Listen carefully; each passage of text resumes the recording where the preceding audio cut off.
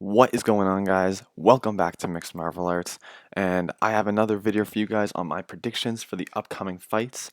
We have another card on Fight Island, two cards coming up this week, and we already have had an awesome card on Saturday night where we saw Max Holloway. This is an extremely cool poster that I saw of Max Holloway, and he had just this phenomenal fight on the weekend. If you want to hear more about it, go to my previous video where I talk in detail about his fight against Calvin Kattar, as well as the other fights on the main card. We saw some great performances and this incredible fight between Max Holloway and Calvin Kattar. Here are just some highlights from that fight. It was the first fight on the UFC's third stint on Fight Island.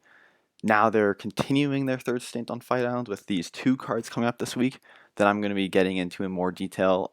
First, I wanted to look at some of these incredible highlights from Holloway and Kattar's fight on Saturday night. I mean, Holloway was just extremely dominant throughout the entire fight. Started off very strong, which is actually uncharacteristic for Holloway. Usually he picks up the pace as the fight goes on, but on Saturday he did not start off so like usual. He just came out guns blazing from the start, threw some incredible elbows against Kattar against the octagon, like you can see here, and his combinations were just on point for the entire night. He just did not stop coming onto Kattar. And then there was, of course, this legendary moment where Max Holloway just throws a no-look right hand right there, and then he avoids, I think it was a five-punch combination without even looking. He was just yelling at the commentary team, saying he's the best boxer in the UFC, and it was awesome. I could watch this clip all day. It was extremely cool. And Conor McGregor, of course, he's fighting this weekend. He's making his big return. He actually retweeted this video of Holloway saying he's the best boxer, and he just captioned it "lol." So McGregor's obviously implying that he is the best boxer in the UFC. He does hold a win over Holloway, which was much earlier in both of their careers. I think Holloway was only 20 years old at the time. It was still a really good fight, though. McGregor was quite dominant, but I'm wondering what you guys think. Who do you think is the better boxer between Holloway and McGregor? Both great boxers, but different styles. Holloway's more of a pressure and volume kind of guy, while Holloway's very precise as well. McGregor is also very precise, but McGregor doesn't throw out quite as much volume, and he has more power. That's a big difference too. So I'm wondering what you guys think. Who do you think is the better boxer, or who do you think is the overall best boxer in the UFC? I would be interested to hear. And Holloway, I think he definitely has earned another title shot against Volkanovski with this win. So we could be seeing some more of this. This is a pretty cool taunt that Holloway did against Volkanovski in the middle of the fight. Just starts mocking him after he hurts him. And Dana White did say Holloway deserves a title shot, so we could be seeing more of this soon. But on to the fights that are coming up this week. Two great cards, especially the Poirier versus McGregor rematch. We're going to talk more of that card. We're going to talk more about that card later. But on Wednesday, we have tomorrow Michael Chiesa versus Neil Magny, which is another great card, a great fight, which is in the welterweight division. So Michael Chiesa, he's primarily a wrestler. He does have decent striking too, and he's coming up from lightweight. He's had a pretty good stint at welterweight so far. He gets pumped up before his fights, like you can see right here, and he's been doing very well at welterweight. Back when he was a lightweight, this was a pretty funny press conference, and you see how exciting Michael Chiesa can be. He just starts a complete brawl with Kevin Lee in the middle of a press conference.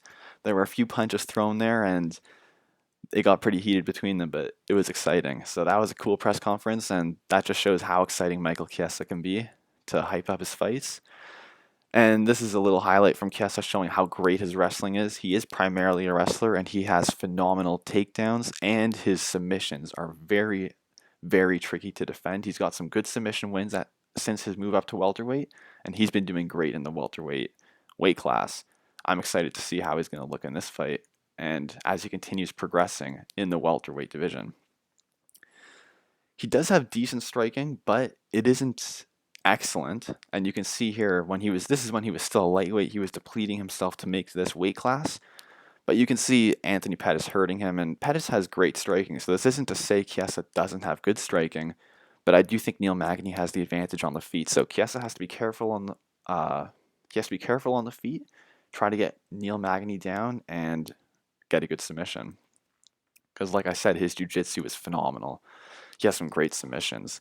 But Neil Magny's not easy to get down. He has some really good striking, and he's been making some large improvements in the past few fights. I mean, in this fight with Robbie Lawler, we saw he had some nice elbows. He really pressured Robbie Lawler. I mean, not to the extent to Max Holloway with his pressure, but we did see Neil Magny has great cardio, and he used a similar style to Holloway and those other lanky, long, and skinnier fighters, like, for example, Diaz brothers, Max Holloway, uh, who else? I mean, Colby Covington, those guys with that kind of style. Neil Magny's becoming one of them. He puts on a lot of pressure. He tires out his opponents, and he has some really good striking too. This is another highlight where you can see he has some nice head movement, lands a nice cross on Robbie Lawler. He has excellent striking, and like I said, he's improved a lot. I think he has a big edge over Chiesa on the feet. But Neil Magny does have good strikes on the ground as well. He does have good. He has a good game on the ground as well. So it's not going to be an easy fight, even if Chiesa does get him on the ground.